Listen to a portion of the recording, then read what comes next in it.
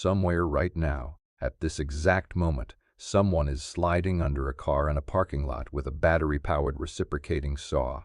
It's 3 a.m. The whole job takes 90 seconds, one cut on each side of a pipe, and they're gone. They just stole a chunk of metal the size of a loaf of bread, and it's worth anywhere from $100 to over $1,000 on the black market. The car owner wakes up in the morning, starts their vehicle, and it sounds like a broken lawnmower racing a helicopter. Something is very wrong. Something is missing. Their catalytic converter is gone. Catalytic converter theft has exploded in the last several years. We're talking hundreds of thousands of thefts annually in the U.S. alone. Insurance claims for cat theft have surged. Entire police task forces have been formed around this one crime. And most people who've had theirs stolen couldn't even tell you what a catalytic converter does or why anyone would want one. Here's the short answer.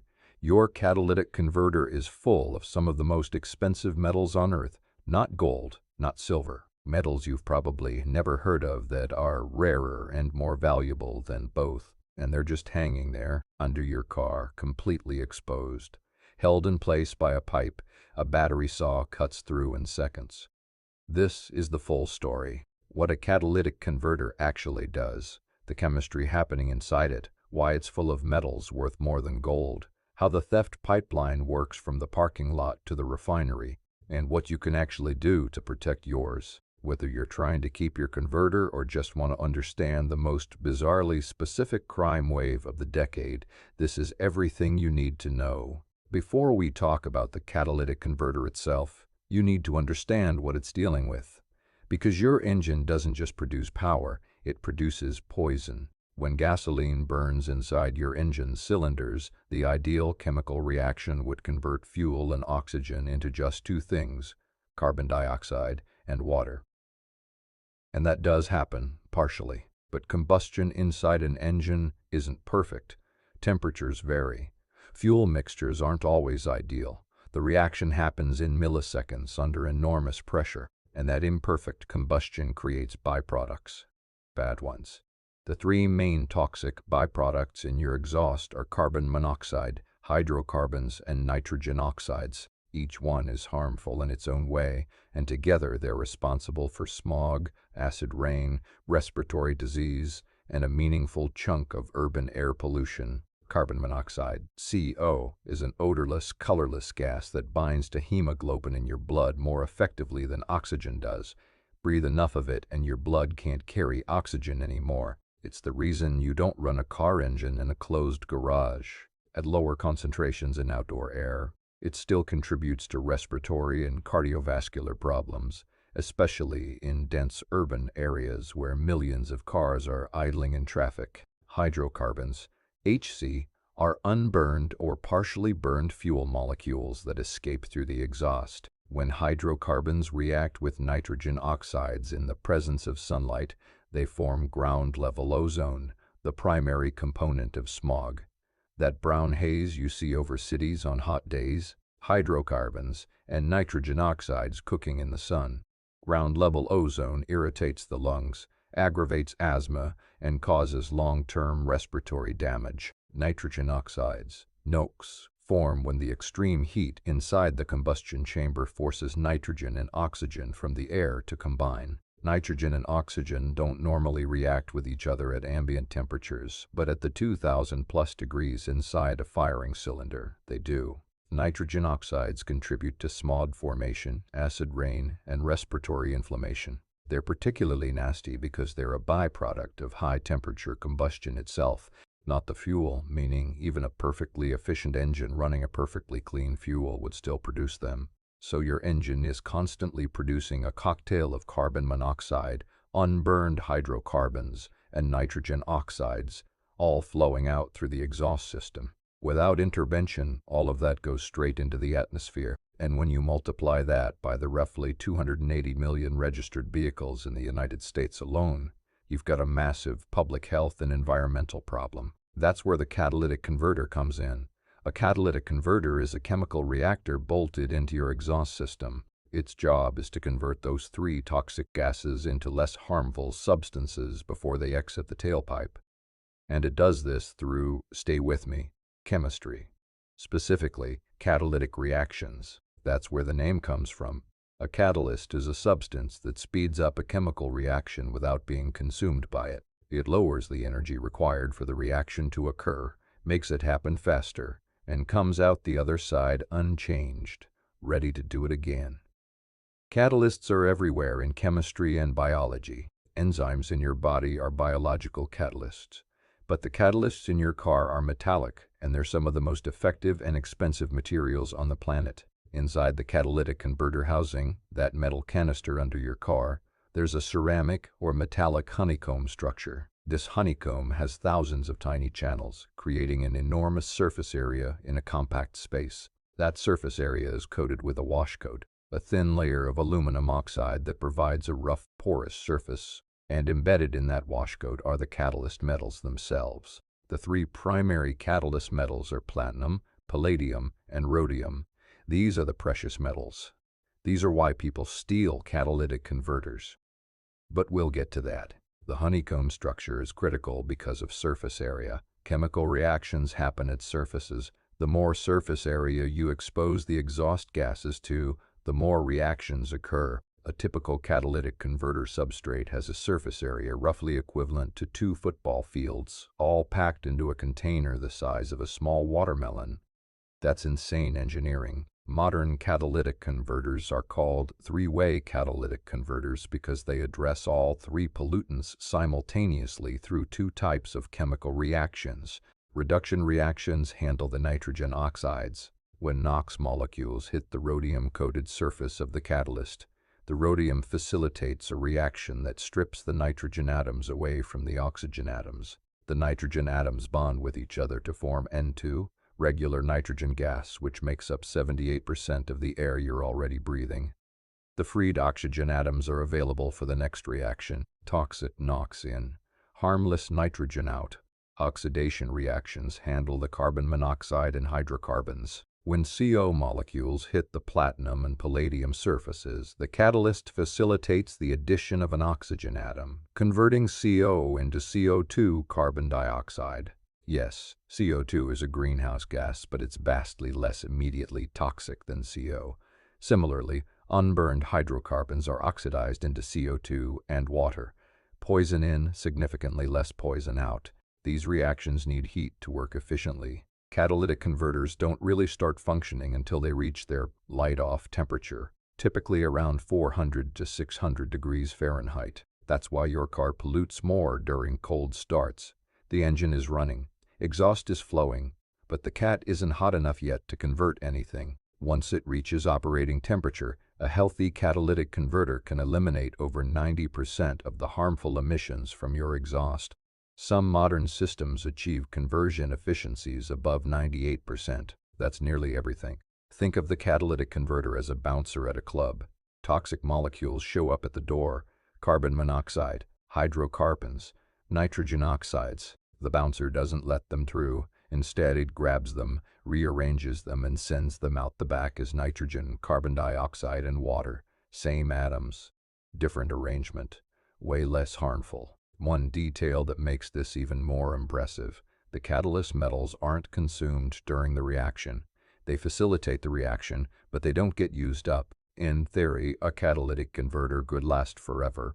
In practice, they degrade over time. The catalyst surface gets contaminated by sulfur and phosphorus from fuel and oil additives.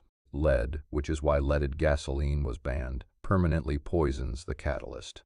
Thermal cycling causes the wash coat to deteriorate and the precious metals to sinter, which means the tiny metal particles clump together and reduce the available surface area. Engine misfires send unburned fuel into the converter, which can overheat the substrate and melt the ceramic honeycomb internally.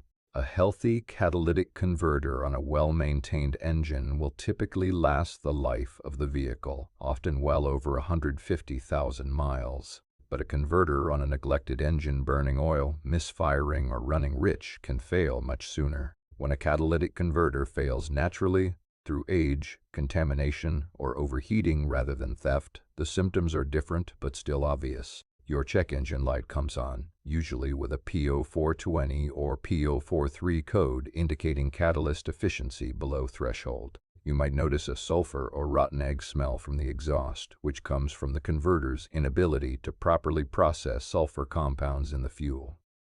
Performance can drop. Fuel economy gets worse. In states with emissions testing, a failed converter means you won't pass inspection and can't renew your registration until it's fixed. And here's the kicker: replacing a naturally failed converter costs exactly as much as replacing a stolen one.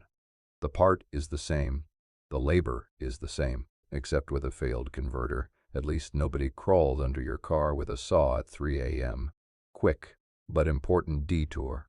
Your catalytic converter doesn't work alone. It's monitored by oxygen sensors, also called O2 sensors or lambda sensors, mounted in the exhaust pipe before and after the converter. The upstream sensor, the one before the converter, measures the oxygen content in the exhaust gases leaving the engine. Your car's computer uses this data to adjust the air-fuel ratio in real time, ensuring the engine runs as efficiently as possible. Too much fuel and not enough air? The computer leans out the mixture.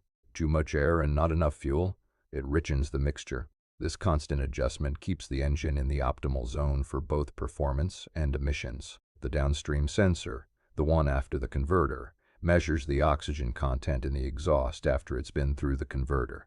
If the converter is working properly, the downstream readings should look very different from the upstream readings. The converter should have consumed most of the excess oxygen through the oxidation reactions or released it through the reduction reactions. If the downstream sensor readings look too similar to the upstream readings, it means the converter isn't doing its job. That's when the computer throws the P0420 code and your check engine light comes on. When a thief cuts out your catalytic converter, they often damage or cut the wiring to the downstream O2 sensor in the process. So not only do you need a new converter, you might need a new sensor and wiring harness too.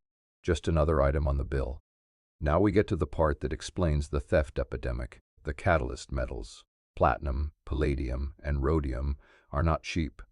They are, in fact, extraordinarily expensive, and the reasons for that are geological, industrial, and kind of fascinating. Platinum is the one most people have heard of. It's rarer than gold. It's used in catalytic converters, jewelry, electronics, fuel cells, medical devices, and industrial processes. Its price fluctuates, but historically trades in the range of several hundred to over $1,000 per ounce. A catalytic converter might contain a few grams of platinum, which doesn't sound like much until you remember that precious metals are priced per troy ounce, and even a few grams represents real value. Palladium has become the star of the catalytic converter world over the past decade. It's particularly effective at oxidizing hydrocarbons and carbon monoxide in gasoline engines, which is why gasoline vehicle cats tend to be palladium heavy. Palladium prices surged dramatically in recent years due to tightening emissions regulations worldwide, increasing demand while supply remained constrained. At its peak, palladium was trading at over $2,000 per troy ounce, more expensive than gold. A single catalytic converter can contain several grams of palladium. Rhodium is the rare one, the really rare one. Rhodium is one of the rarest elements in the Earth's crust. It's essential for the reduction reaction that breaks down nitrogen oxides. No other metal does that job as effectively. And its price reflects that rarity and indispensability. Rhodium has historically been the most volatile, and at times the most expensive precious metal in the world, reaching peaks of over $25,000 per troy ounce. Even at more moderate prices, a few grams of rhodium represents hundreds of dollars in value. A single catalytic converter might contain 1 to 2 grams of rhodium. Do the math. Now add them all together. A single catalytic converter contains a combination of platinum, palladium, and rhodium. The exact amounts vary by vehicle, engine size, emission standard, and model year, but the total precious metal content can be worth anywhere from $50 on a small car to over $1,000 on certain trucks, SUVs, and hybrid vehicles. And this chunk of valuable metal is just hanging under your car, bolted to the exhaust pipe, often in plain view, often accessible with basic tools. Reasonable question. If the catalyst metals are so expensive that people are literally stealing them at 3 a.m. with power tools, why not use something cheaper? because nothing else works as well. Scientists and engineers have been trying to find cheaper alternatives for decades. The catalytic converter was introduced in the 1970s, and the search for a replacement for platinum group metals started almost immediately. It's been over 50 years and we still haven't found a viable substitute that matches the performance, durability, and efficiency of platinum, palladium, and rhodium at operating temperatures and conditions inside an exhaust system. Some promising research exists around using base metals like copper, iron, and nickel, or advanced materials like perovskites and metal organic frameworks, but none have proven durable enough for the harsh environment inside an exhaust system. Extreme heat, thermal cycling, exposure to sulfur and phosphorus from fuel and oil, vibration, and a lifespan requirement of over 100,000 miles. The platinum group metals survive all of that. The alternatives, so far, don't. There's also the efficiency issue. Emissions regulations keep getting stricter. The catalytic converter in a 2025 vehicle has to be significantly more effective than one from 2005, which was more effective than one from 1990. Meeting those tighter standards requires more catalyst material or more effective catalyst material, which keeps demand high and prices elevated. It's a supply and demand trap. The metals are rare. Mining output is limited. Most of the world's platinum group metals come from just two countries, South Africa and Russia, which creates geopolitical supply risk. Demand keeps rising as more countries adopt stricter emission standards and more vehicles hit the road globally. Prices stay high, and catalytic converters stay valuable. Which brings us to the main event. Catalytic converter theft isn't new. People have been stealing them since they figured out there were precious metals inside. But the problem exploded in the early 2020s for a perfect storm of reasons. First, precious metal prices surged. Palladium and rhodium both hit record highs, making each stolen catalytic converter worth significantly more. A thief who might have gotten $50 for a cat in 2015 could suddenly get $300, $500 or more for the same part. Second, the pandemic created conditions that made theft easier and more tempting. More cars sat parked for extended periods in driveways and parking lots. Economic disruption pushed some people toward crime, and law enforcement was stretched thin dealing with other priorities. Third, the tools got better.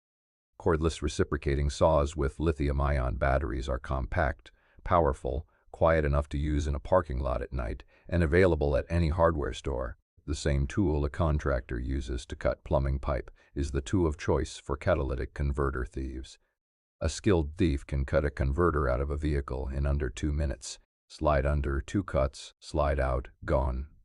Fourth, the risk-reward ratio is absurdly favorable for criminals. Catalytic converter theft is difficult to prosecute. The parts don't have standardized serial numbers or markings that tie them to a specific vehicle. Once the converter is removed, it's essentially anonymous scrap. Thieves sell them to recyclers or scrap yards, some legitimate, some operating in a gray or black market, who extract the precious metals and sell them to refiners. The chain from theft to refined metal is short and hard to trace. Certain vehicles are targeted more than others. Trucks and SUVs are popular because they sit higher off the ground, giving thieves easier access without a jack. The Toyota Prius is infamously targeted. Its catalytic converter contains higher concentrations of precious metals because hybrid engines run cleaner and cooler, which means the cat needs more catalyst material to reach operating efficiency during the shorter, less frequent combustion cycles. A Prius catalytic converter can be worth significantly more than one from a comparable non-hybrid vehicle. Other frequently targeted vehicles include the Honda Accord, Honda CR-V, Ford F-150 and F-250 trucks, Toyota Tacoma, and various other models that are both common on the road and have valuable converters. The scale of the problem is staggering. The National Insurance Crime Bureau reported that catalytic converter theft claims went from roughly 3,400 in 2019 to over 64,000 in 2022. That's not a gradual increase. That's an explosion. Some cities saw theft rates increase by over 1,000% in a 2-year span. Entire neighborhoods experienced waves of thefts hitting dozens of cars in a single night. If your catalytic converter gets stolen, here's what you're looking at. First, you'll know immediately. A car without a catalytic converter is deafeningly loud. The exhaust gases that normally flow through the converter and the rest of the muffler system are now exiting through an open pipe. It sounds like the car is broken because functionally it is. Second, your check engine light will come on. Your car has oxygen sensors before and after the catalytic converter that monitor its efficiency. When the converter is gone, those sensors read wildly abnormal values and trigger a diagnostic trouble code. The car might run rough, lose power, or go into a reduced performance limp mode depending on the vehicle. Third, the replacement cost. A new catalytic converter from an OEM original equipment manufacturer can cost anywhere from $1,000 to $3,000 or more for parts alone, depending on the vehicle. Some vehicles have multiple converters. Labor adds several hundred more. If the thieves damage the surrounding exhaust components, oxygen sensor wiring, or heat shields during the theft, the total bill climbs further. Aftermarket catalytic converters are cheaper but may not meet emission standards in states with strict testing requirements like California. Fourth, if you have comprehensive auto insurance, it typically covers catalytic converter theft minus your deductible. But even with insurance, you're dealing with the deductible cost, the hassle of filing a claim, potential premium increases, and the time your car spends in the shop waiting for parts. Catalytic converter supply has been strained by the same demand surge that's driving the thefts, so wait times for replacement parts can be weeks. The average total cost to the victim, factoring in the replacement, potential insurance deductible, rental car during repairs, and time lost, is often in the range of $1,000 to $3,000 or more per the thief. The total investment was 2 saw blades and 90 seconds of effort. The economics are broken, and that's exactly why the problem persists. Where do stolen catalytic converters actually go? They enter a supply chain that's surprisingly organized and disturbingly efficient. At the bottom are the thieves themselves, individuals or small crews who do the actual cutting. They hit multiple vehicles in a night, load the converters into a truck, and sell them to a buyer. That buyer is often a middleman, someone who accumulates stolen converters from multiple thieves and aggregates them into larger batches. Those batches get sold to processors or scrap metal recyclers. Some of these recyclers operate legitimately and may not know, or may choose not to ask, whether the converters they're buying were stolen. Others are fully aware and participate knowingly. The recycler decans the converter, cuts it open, removes the honeycomb substrate containing the precious metals, and ships the substrate material to a refiner. Refiners extract the platinum, palladium, and rhodium through chemical and thermal processes. The refined metals re-enter the legitimate precious metals market, indistinguishable from metals sourced through legal mining.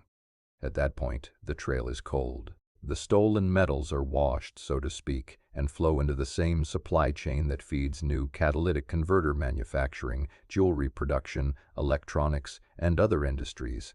The profit margins at each stage are substantial. A thief might get $100 to $500 for a converter they stole in 90 seconds. The middleman marks it up and sells to the recycler. The recycler extracts metals worth significantly more than what they paid for the whole converter. Everyone in the chain makes money, and the car owner is left with a $2,000 repair bill and the lingering question of why this is so hard to stop. Law enforcement and legislators are trying, but the nature of the crime makes it frustratingly difficult to combat. On the legislative side, multiple states have passed or are considering laws that increase penalties for catalytic converter theft, require scrap dealers to maintain detailed records of converter purchases, including seller identification and vehicle information, impose waiting periods before scrap dealers can process purchased converters, and restrict cash payments for converters to create a paper trail. Some states now require proof of ownership before a converter can be sold to a recycler. Federal legislation has been proposed to make catalytic converter theft a specific federal crime with enhanced penalties. These laws help, but enforcement is the challenge. A thief operating at 3 a.m. in a parking lot is hard to catch in the act, and once the converter is separated from the vehicle, proving it was stolen from a specific car is nearly impossible without some form of marking or identification. That's where marking programs come in. Several organizations and law enforcement agencies now offer catalytic converter etching or painting programs. They etch the vehicle's VIN onto the converter or paint it with high-temperature, brightly colored paint that makes it identifiable and less attractive to recyclers. Some programs use unique serial numbers registered in a database. The idea is twofold: make stolen converters traceable and deter theft by making the converters harder to sell. Manufacturers are also starting to respond. Some newer vehicles are designed with converters that are harder to access, mounted closer to the engine in the engine bay rather than exposed under the car. Toyota announced a redesign for certain models that integrates the converter more tightly into the exhaust manifold, making removal significantly harder and more time-consuming. So what can you actually do to protect yourself? Several things, ranging from free to moderately expensive. Park smart. If you can park in a locked garage, do it. If you're in a parking lot, park in well-lit areas near building entrances or near security cameras. Thieves prefer dark, isolated spots where they can work unnoticed. Simply parking where there's foot traffic and lighting reduces your risk. Install a catalytic converter shield or cage. These are aftermarket steel plates or cages that bolt around the converter, making it significantly harder and more time-consuming to cut out. They don't make theft impossible. Any metal can be cut with enough time and the right tool, but they turn a 90-second job into a 10 to 15-minute job, which dramatically increases the risk of getting caught. Several companies make vehicle-specific shields that bolt directly to the frame. Prices typically range from $150 to $500 installed, which is a bargain compared to a $2,000 replacement. Get your converter etched or painted. Many police departments and community organizations offer free or low-cost etching events. Having your VIN etched into the converter and the converter painted with high-visibility, heat-resistant paint makes it identifiable and less appealing to recyclers who don't want to deal with marked parts. It's not a physical barrier, but it reduces resale value for the thief and aids in recovery and prosecution. Install a motion-activated car alarm or camera. Aftermarket tilt sensors can detect when a car is jacked up or when someone is working underneath it and trigger the alarm. Dash cameras with parking mode or separate security cameras pointed at your parking spot provide both deterrent and evidence.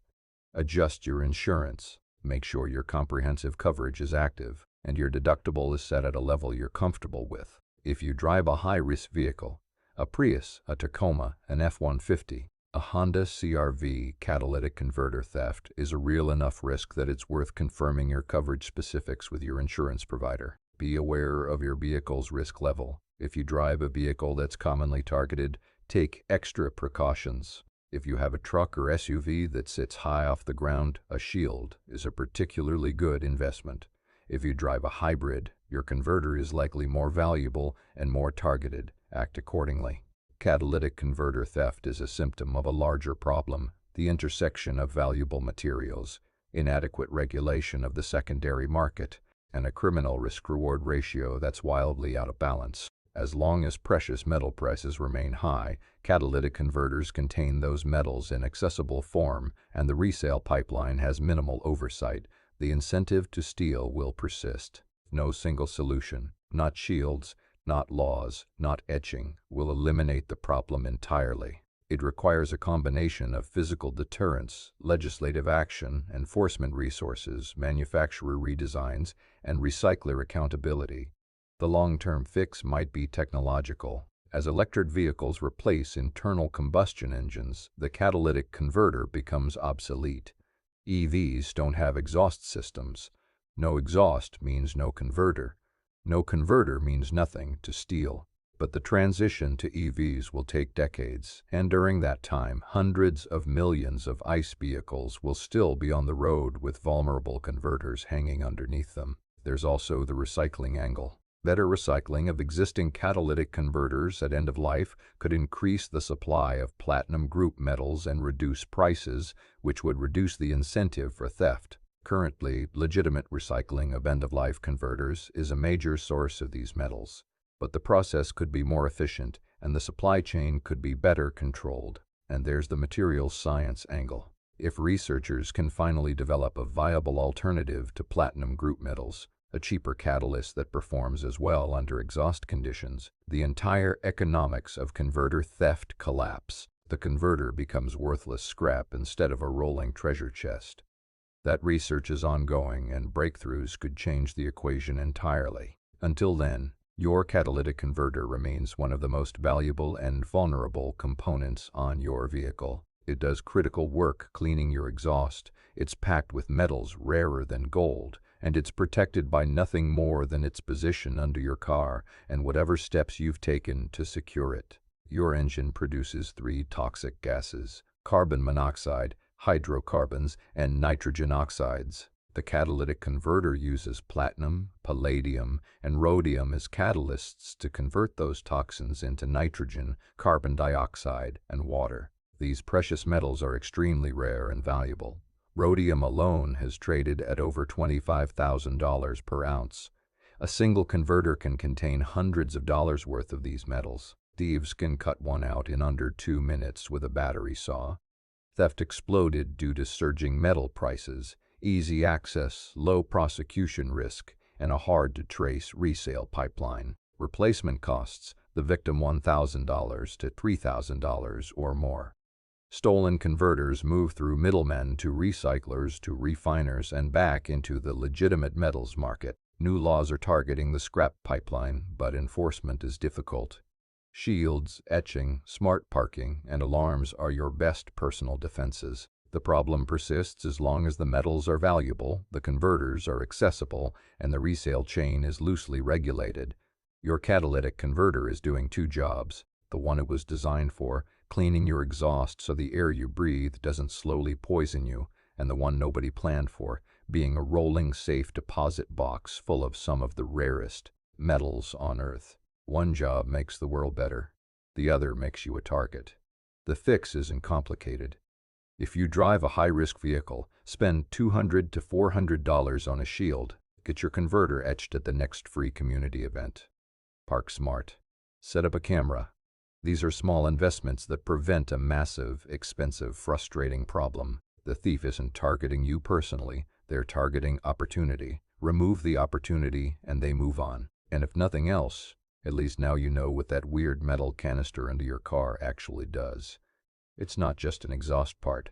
It's a chemical reactor performing millions of molecular reactions per second, converting poison into breathable air, using metals rarer than anything in your jewelry box. It's one of the most quietly important inventions in automotive history.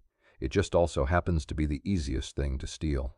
If this video taught you something you didn't know, and I'm betting the chemistry section got at least a few of you, hit like, drop your car in the comments so we can figure out how targeted you are. And subscribe so the next time someone brings up catalytic converters at a party, it could happen, you'll be the most informed person in the room, which is a low bar, but it's yours now. Later.